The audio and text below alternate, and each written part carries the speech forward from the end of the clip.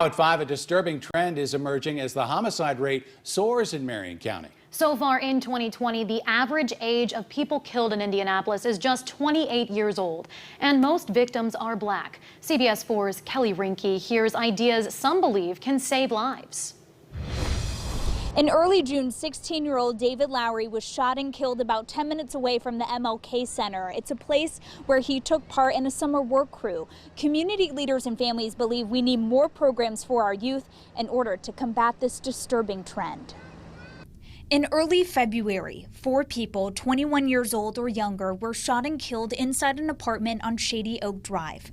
One of those victims was Jalen Roberts. If there's a day that doesn't go by that I don't wake up and I think about him, I miss him so much. Since the murder of Kimberly Roberts' son, more than 50 people, also under the age of 30, have been killed in Indianapolis. As a parent, I did not want to bury my child. I wanted my children to bury me. And my son was, 19?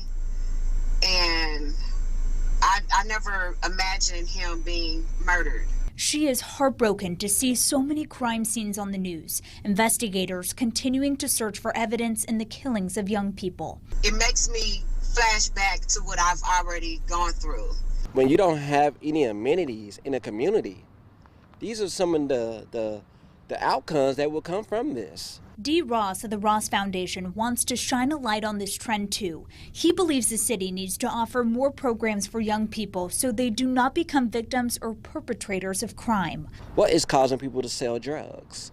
What is causing people to break in? What is causing domestic violence? Not only are most homicide victims young, but also nearly 80% of people killed in Indianapolis this year are Black. Black people are being impacted the most. This is a problem. And this shows that we have a long way to go. We have to break down a lot of systems to protect our Black community. These 4 young men face a murder trial in August for the murder of Jalen Roberts and 3 others.